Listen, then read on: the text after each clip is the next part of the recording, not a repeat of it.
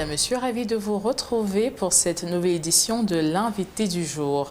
Dans un contexte de forte volatilité, les marchés pétroliers restent sous tension, alors même que l'Afrique exporte encore près de 70% de son pétrole brut sans transformation locale. Cette situation limite la création de valeur sur le continent et renforce la dépendance des économies africaines aux produits raffinés. Aujourd'hui, pour débattre des enjeux de dépendance au pétrole raffiné en Afrique, nous sommes en compagnie de Mathilde Ndjebaï, experte en communication et relations institutionnelles, avec 25 années d'expérience, dont 12 dans le secteur de l'énergie comme cadre dirigeant. Aujourd'hui, elle est consultante en affaires et appuie les investisseurs en quête d'opportunités en Afrique et dans les marchés émergents. Madame Ndjebaï, bienvenue sur le plateau d'Africa 24. Merci Catherine, c'est un plaisir. Madame Ndjebaï, avec les prix du pétrole compris entre 75 et 95 $ le baril, comment cette volatilité impacte-t-elle concrètement les transactions et les décisions d'investissement en Afrique? Écoutez, le prix du pétrole, le pétrole en tant que commodité est sujette à la loi de l'offre et de la demande également. Donc, lorsqu'il y a des difficultés d'approvisionnement comme en ce moment dues à la fermeture ou alors des difficultés au niveau du détroit d'Ormuz, il faut comprendre que le détroit d'Ormuz est critique. Pourquoi? Parce que 21% de la production pétrolière du monde transite par ce canal-là, par ce détroit-là. Donc, lorsqu'il y a des difficultés à faire sortir l'approvisionnement par ce détroit-là, toute l'économie du monde en pâtit parce que ce n'est pas simplement une question de prix.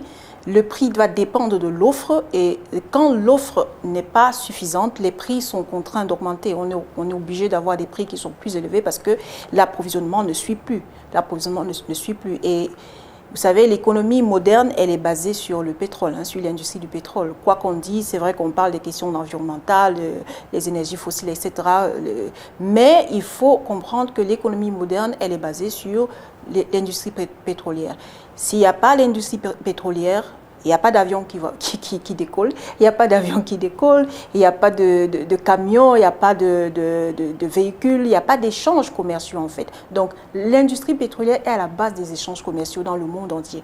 Donc lorsqu'il y a des perturbations comme ce que nous vivons en ce moment, c'est normal que dû à la rareté ou la diminution de l'offre, que les prix augmentent également et l'économie mondiale va être impactée de toute façon vu qu'elle est basée sur l'industrie pétrolière.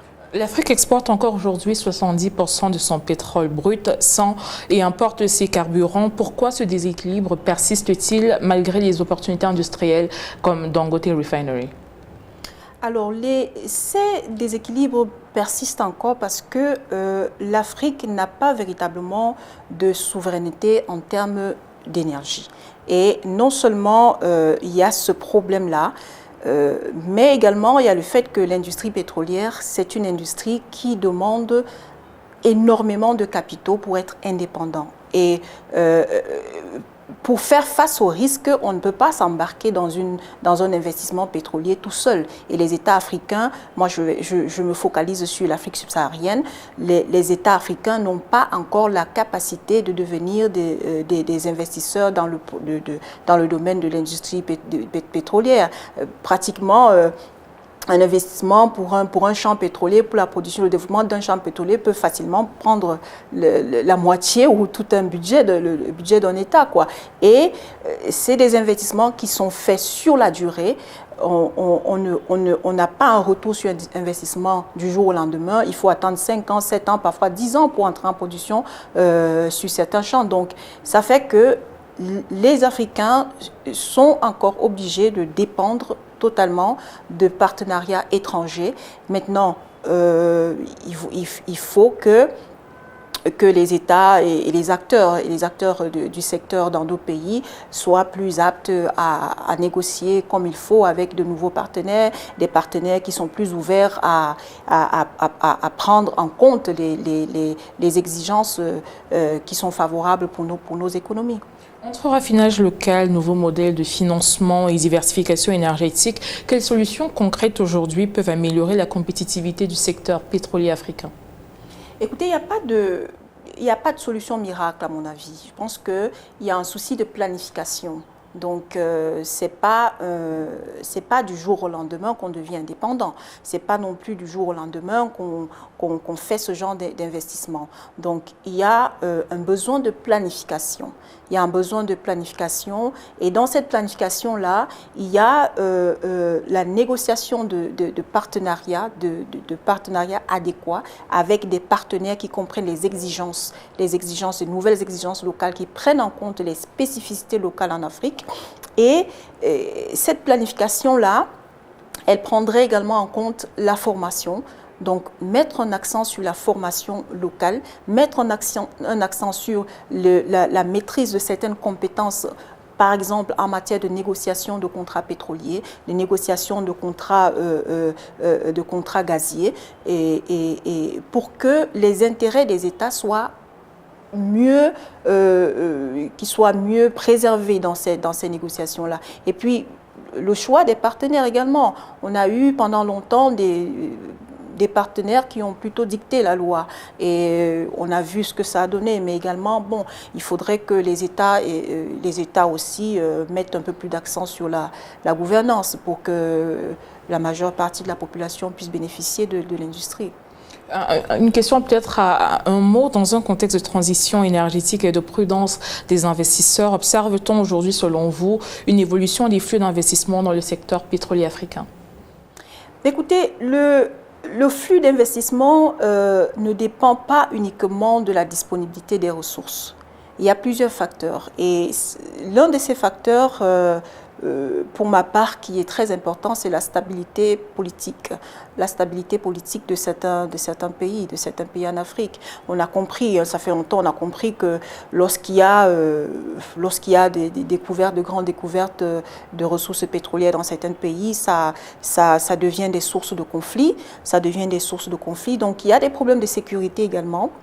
Il y a des problèmes de sécurité, il y a des problèmes de gouvernance, mais il faut comprendre que là où l'investisseur trouve son compte, il va y aller. Donc, quand il y a une stabilité politique et que un contrat qui est négocié n'est pas sujet à des manipulations d'ordre politique ou je ne sais pas trop quoi, ça met l'investisseur en confiance pour que cet investisseur vienne mettre dans un puits au fond de la mer quelque part, mettre des centaines de millions de dollars et attendre plusieurs années pour avoir un retour sur investissement, vous comprenez? Donc c'est un problème de confiance qui doit se créer entre les États. Nous voulons le voir, il y a eu dernièrement, il y a eu en fin d'année dernière une campagne de promotion des blocs au Cameroun, quoi, par exemple. Et pas plus tard que la semaine dernière, je crois, il y a eu le résultat. Et on a deux sociétés qui sont, bon, Octavia et Murphy. Murphy, on connaît, Octavia, on ne connaît pas vraiment. Mais je veux dire que quand il y a un environnement de confiance, l'investisseur dans le secteur pétrolier, ils vont investir quand il y a un environnement de confiance parce que les bénéfices sont connus et on n'est pas prêt de se détourner du pétrole. Voilà. Madame Djebaye, merci pour vos éclairages sur ces questions d'enjeux cruciaux pour les économies africaines. Madame, Monsieur, c'était l'invité du jour. Tout de suite, une nouvelle édition de l'actualité africaine.